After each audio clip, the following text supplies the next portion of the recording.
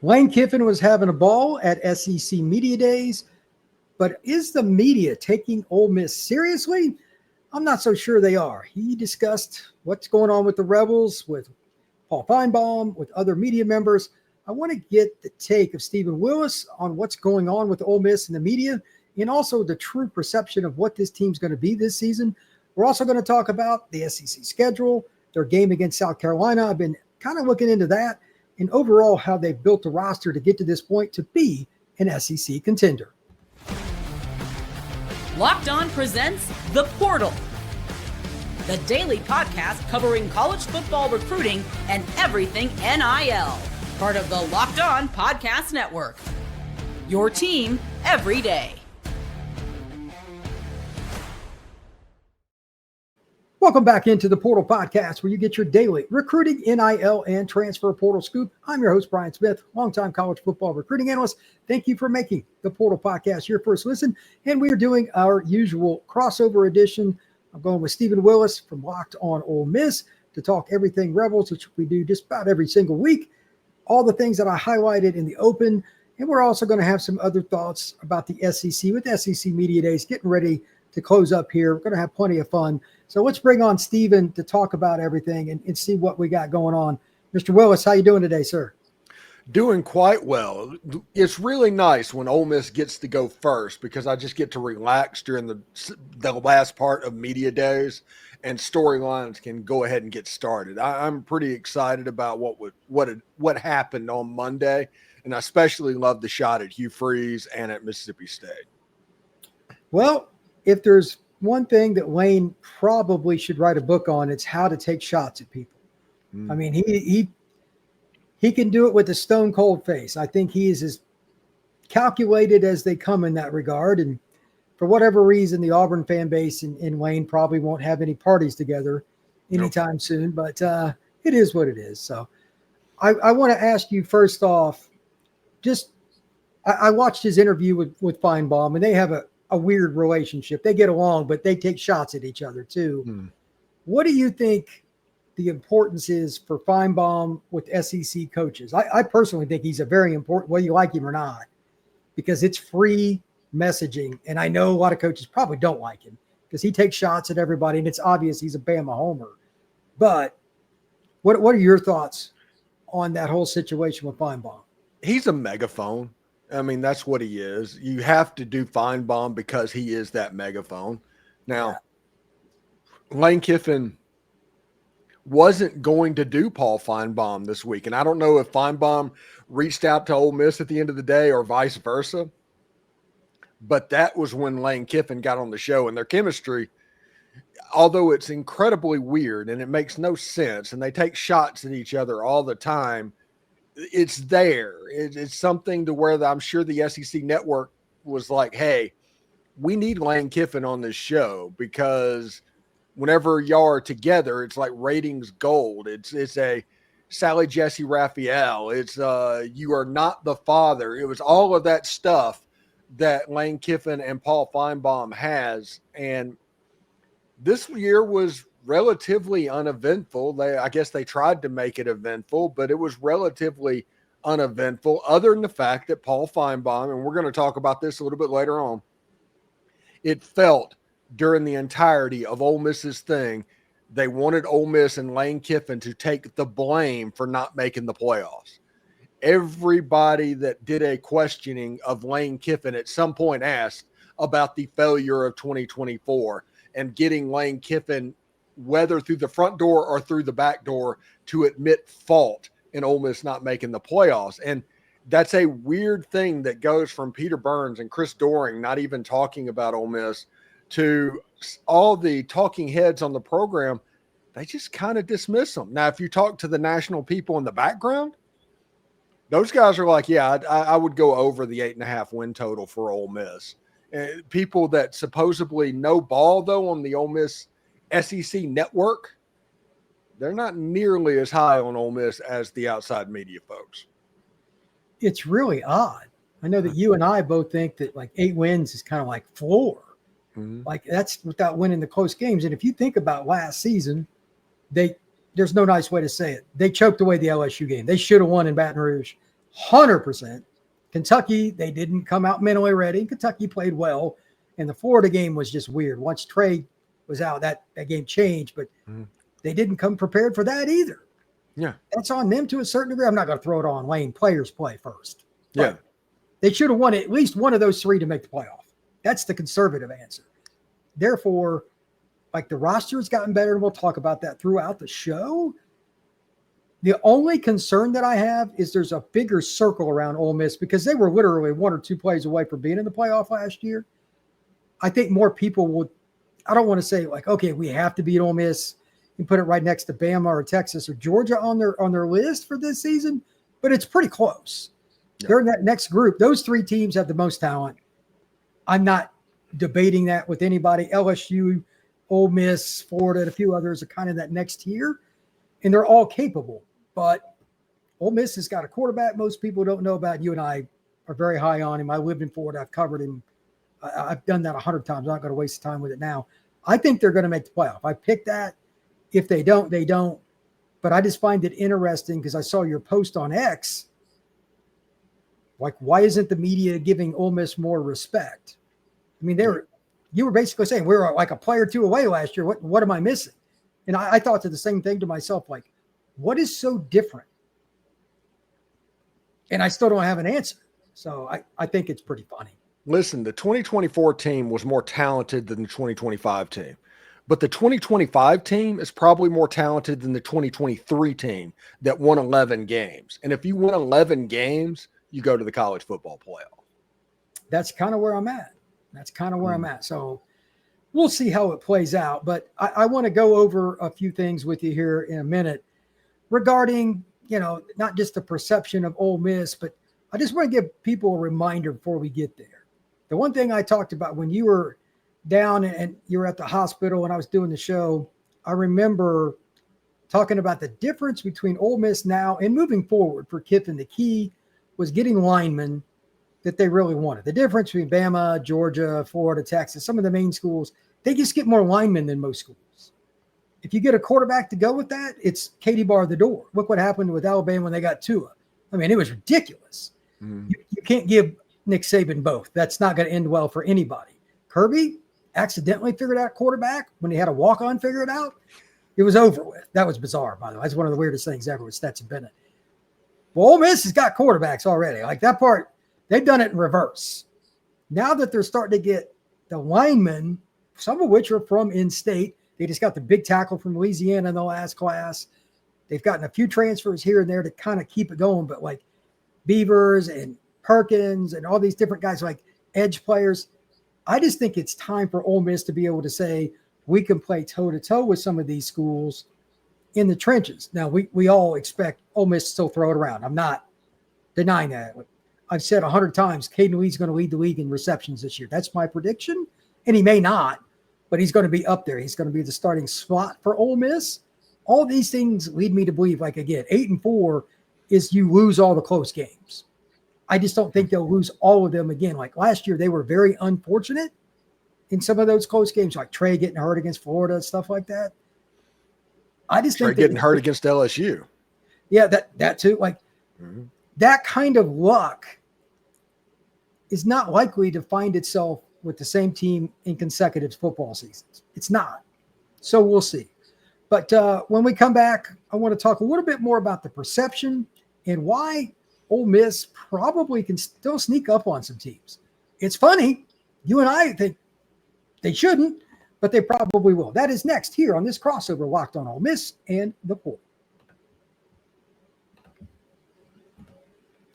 Ever wish managing your money felt a little bit easier? With Monarch Money, it certainly can. Whether you're growing your savings or planning a big purchase, Monarch puts your finances in the driver's seat. It's like having your own personal CFO, giving you full visibility and control over your finances. Monarch Money is more than a budgeting app. It's a complete financial command center. You track all your accounts, investments, and spending in one place. So in addition to managing your money, you also have the opportunity to build wealth. One of the best things about Monarch Money is you can track all your spending in one place. I know that having multiple apps, it's not super hard, but it can be easier and less confusing. It's probably going to help you not only grow your savings, but save up for that big purchase, because anytime you need information, you can do it very fast and very efficiently. Take the control of your finances with Monarch Money. Use code LOCKEDONCollege at monarchmoney.com for 50% off your first year. That's monarchmoney.com, code LOCKEDONCollege for half off your first year. Thank you once again for making Locked On Ole Miss and Locked On the Portal your first listens each and every day. Truly appreciate you stopping in to get all your latest recruiting information, all the different happenings, SEC Media Days, and everything else that's going on. Stephen and I really enjoy doing this, and we're going to be doing it for a long time. So come back and join us. Stephen, I'm curious, do you think that this stuff, like the quote-unquote disrespect that we were talking about, do you think Ole Miss players, staff members, do you think they pay attention to it that much in today's society or not? I'm curious as your take on that. As hypersensitive as everybody seems to be in society right now, I kind of doubt that they don't, you know. That's my take too. Yeah, and you have a situation to where the SEC and the SEC network has given Ole Miss football the one thing that seemed impossible to give to a team that had won 10 games 3 out of the last 4 years. And that is an us versus the world mentality. Whenever you have to look at that, if you want to look at something galvanizing, that can be galvanizing. So when you have newcomers and people coming into the program and something to rally behind, you have a super talented quarterback, the best wide receiver room that has existed at Ole Miss since Lane Kiffin got there. I think the running back room is going to be a little bit better as well. I think the offensive line is going to be better. You just need that thing to galvanize everybody and bring them together, and something like this can absolutely do it. If I was Lane, I would be in Oxford right now playing the us versus the world card, because it absolutely exists. I don't think it'll be that difficult to motivate Austin Simmons. I know him well enough that he's the kind of kid that will take that seriously, and he'll use it because he's one of the smartest kids I've ever had a chance to interview. But he'll take that seriously in terms of looking at the big picture, understanding what he needs to do, but also understanding that whether he wants to be or not, being the quarterback means you're kind of the face of the college football program you represent, the Rebels. He'll find ways to motivate other guys on the team, whether it's Caden Lee, whether it's Perkins or anybody else. He'll find a way to do it. And I'm sure the way that Kiffin throws out barbs, whether it's the Feinbaum, Georgia fans, Alabama fans, and especially Auburn fans, he's probably going to find some things in practice. I'd imagine he'll have some of his interns pull up articles off the internet, etc. Ole Miss pick 7th or whatever. I would bet money that Kiffin does that. I think it's an effective tactic, especially for teenagers, like those 18, 19-year-old freshmen, redshirt freshmen, the overzealous types. They just need them to be on special teams and be backup players for the most part. Those guys will play 100 mile an hour for you. Mm-hmm. Motivation in college football. Saban used to talk about this all the time, even when Lane was his assistant. It's everything. Once you recruit them, the only thing to do is to get them to play as hard as possible. Recruiting is the biggest thing. Well, the roster's not struggling by any stretch of the imagination. This motivation you were talking about, the freebie, you said it correctly. It's hard to give a team that's won double digits 3 out of 4 years motivation. But here you go. Here's your free sandwich. So Ole Miss should have a pretty easy go of it. My only other question, which team do you think they take it out on? Like, is there going to be an early season game where we're going to see them light somebody on fire, or you just think that's going to be an overall theme? What I want to see happen personally is them come out against LSU, because I think Ole Miss needs to get to Athens 6-0. They have to do that. If they want to go as far as the fan base wants them to go, they have to be 6-0 going to Athens. But I think poor Kentucky is going to feel the wrath. Though that's on the road, that feels like the Arkansas game a year ago a little bit, to where they're just going to wind up and do the slot machine thing. Yeah, that could be 35 to 17 or something. And like fourth quarter, they're just grinding out the clock. Yeah, I wouldn't be surprised by that. It could be worse. But Kentucky's got a pretty good defensive team, but I don't know if they're going to be able to score much. 17 might be generous. So we'll see about that. One last thing. Oh, I'm just real quick. Kentucky, they had an advantage over the last couple of years because Jackson Dart was somebody that was very 1970s Oakland Raiders quarterback, could throw the ball downfield. He led in yards per completion. Mark Stoops basically had that figured out and just took the deep pass away from him. Austin Simmons not going to do that. He's going to find the short stuff. He's going to take what's available. And it could look insanely different than it has under Jackson Dart. It's not a better or worse thing. It's just that Kentucky matched up stylistically with what Jackson Dart wanted to do. And Austin Simmons provides a little bit something different. Yeah, that's fair. Yeah, I think Austin will get the ball out as quick per completion and just per attempt as any player in the league because they've got the receivers to do it. I mean, they can still throw fades, which means you release the ball pretty quick, but with the receiving group they put together, they've got a nice balance. I think that we will be their stud that they really look for to set the tone. And they got a lot of other guys, they got some big body guys. You could see a lot of that stuff really take off. All right, when we come back, I want to talk about the South Carolina game. I've been studying the Gamecocks. I want to talk about them a little bit, go more in depth with them. And something I noticed about their schedule, Ole Miss absolutely wins out because the schedule favors them with how South Carolina has to come in. They could be coming in and limping. We'll talk about that next year on this crossover.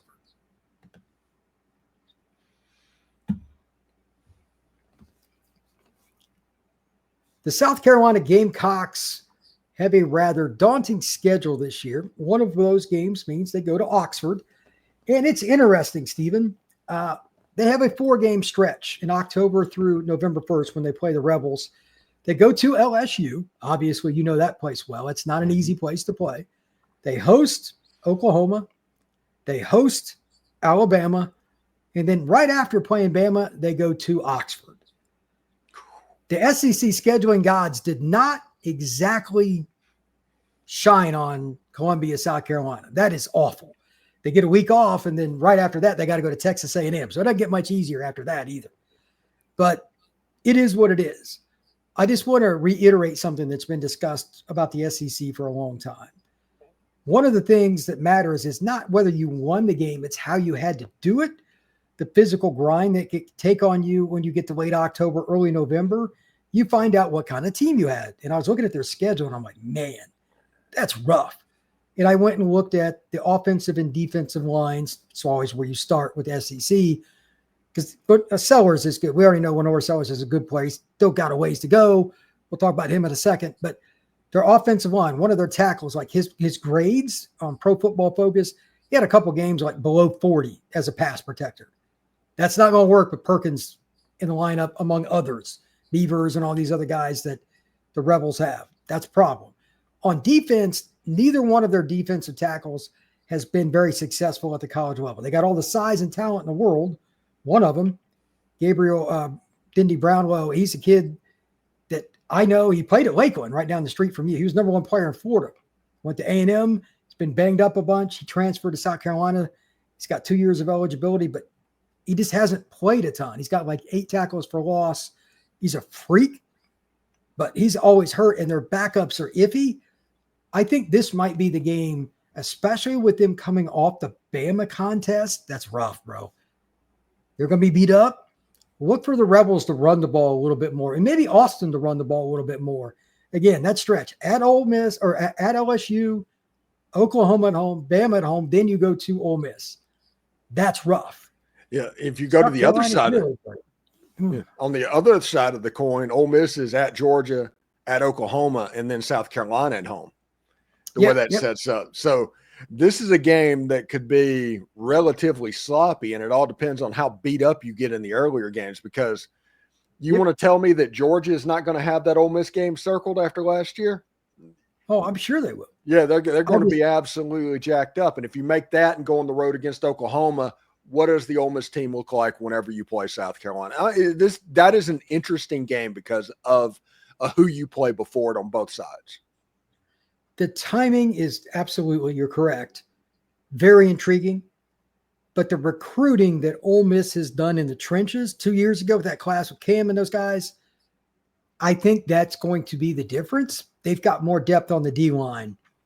how many times does the better team win an SEC game that's otherwise fairly close? But you say, well, who's got the better D-line? I bet you 75% of the time that team wins. Ole Miss usually isn't that one. They got to outscore some of these teams. Now, I know South Carolina's D-line last year was unbelievable, but they lost some guys. It'll still be good. Not saying that it won't be, but they don't have the same overall depth in talent. It's like D-tackle is not the same, especially. They had 41 sacks, I believe, last year, and they were nasty. Mm-hmm. It'll be an interesting challenge for Austin Simmons, but if Ole Miss can even run for 100, 110 yards, I don't think that South Carolina's secondary will be able to hold up without that unbelievable pass rush they had last year. It'll still be good, not the same level, whereas I don't have a ton of faith. They've got some transfers up front on the offensive line for South Carolina. They got one kid who is pretty good. Their left tackle ought to be a dude, but I don't think it'll be great. Running backs are a couple of transfers. Really hard to say how that's going to work out. Sellers might have to be a one-man show, which maybe by that point he can be. But I know you and I were discussing prior to the show beginning. We both think he has a ways to go. Last year was his first year being the dude, and maybe he'll take that jump this year. But I think he's going to have to play hero ball quite a bit this year because I don't think they have enough players at the skill spots to override what they have at offensive line. That'll be interesting. Any other thoughts on South Carolina, Stephen? They lost a lot on that defense. If you look at the players that made plays, they're going to have to put that back together. So everybody wants to give South Carolina credit for what they did a year ago defensively. Just kind of pump the brakes on that because we don't know if they're going to be a sieve or if they're going to be pretty good. We know they're going to be bigger. They're bragging about being bigger, and usually that's kind of something that less talented teams do, is brag about size, because I think size is overrated in football. But they're going to be bigger, so we'll see exactly what they do. Now, Austin Simmons at that point, you're talking about game 8, game 9, somewhere around there. He's not a freshman. He's not a sophomore at that point. He's a grizzled veteran that's gone through Sanford Stadium and Norman, Oklahoma. You know, he is somebody that's going to be different. So the month of November, as Houston Nutt used to say, they remember November. And this year, just like last year, Ole Miss was in the conversation for the playoffs and have been for about the last 4 years, essentially, going through into November. Ole Miss just has to kick the door down, and it starts with beating South Carolina. Yeah, I think that's absolutely true. Just a couple other notes from SEC Media Days that I picked up. I don't know why, but Kalen DeBoer of the University of Alabama was a little more giddy than normal. He's usually a pretty bland guy, but when I've seen him, he seemed to be pretty excited. And I don't know what the reason was, but I'm curious what their quarterback situation is going to be. He said Ty Simpson, if they started, right now it would be him. He's the guy that's the leader in the clubhouse to be the quarterback. We'll see how that goes. I'm not convinced on where Alabama's going. They're obviously a good football team. Defensively, they're loaded. He inherited a war chest, if you will, on defense. But we'll see what Alabama does. An interesting comment from Hugh Freeze multiple times saying that he thinks they should be in the conversation for the playoff this year. That's like the objective. And their schedule isn't super hard, but they always find a way to lose close games and be out of that conversation because they lose to teams like Vanderbilt at home. That's, they shot themselves in the foot 5 times last year if they shot it once. If they lose to Baylor on October 29th. Oh, yeah, the wheels can come off. It's a mushroom cloud at that point. And it could look real similar to Ole Miss in 2016 when they come off beating Bama twice and you were up on them 21-0. You beat Georgia that year like 45-14. And then the end of the season, the wheels just completely came off and you got beat 55-10 or something like that to Mississippi State at the end of the year. Something like that is in the cards for Auburn. And I think a loss against Baylor is going to expedite that. That game is very interesting. I don't know if Baylor can hang with Auburn's receivers, but Baylor's offense has got an NFL quarterback. It's got an NFL receiver. It's got an NFL running back. That game could be one of the more entertaining games of the first weekend. It's a Friday game as well. That'll be one of the better SEC contests to kind of open the season. It's certainly better than the one that Florida's playing. They're playing Long Island, by the way. That's ridiculous. That might be one of the worst opening games in the history of college football. But the SEC in general, you got Bama plays at Florida State the first weekend. You got LSU plays at Clemson. We're going to have more good football first weekend than we normally do. I'm pretty excited about that. And I think we need more of those matchups because a lot of these first weekends, man, they're terrible. They're so bad. Well, you don't like Ole Miss versus Georgia State? Georgia State will have some decent players because they got a lot of transfers. I mean, Long Island, though, Stephen, Long Island. Come on, man. Bro, you go to Long Island to get ready to go to a Yankees game or something, but you're not going there for college football. That's just. Hey, I think Ole Miss this year has a game against the Citadel later on in the season. They'll be disciplined and they'll play hard, but they'll get run over. They're just not big enough. That's just where that is. That's the game after South Carolina. That's the get right game before Florida this year. There you go. Yeah, I think Auburn plays Mercer. Everybody has a game like that on their schedule. So it is what it is. Stephen, tell everybody where they can find your work, my friend. You can check us out on the Locked On Ole Miss podcast. We're on YouTube, wherever you get your audio podcasts, and the Tegna family of TV networks also carry our stuff as well. If you see us all over the internet, that is why. So should be a lot of fun. Before we get out of here, have you heard anything on Craig Tutt? I have not. That doesn't mean that doesn't change in 5 minutes, but not yet. Okay. So you can find the Portal Podcast, YouTube, Spotify, Apple, Podbean, and wherever you get your pods. Please like and subscribe. We will see you again soon.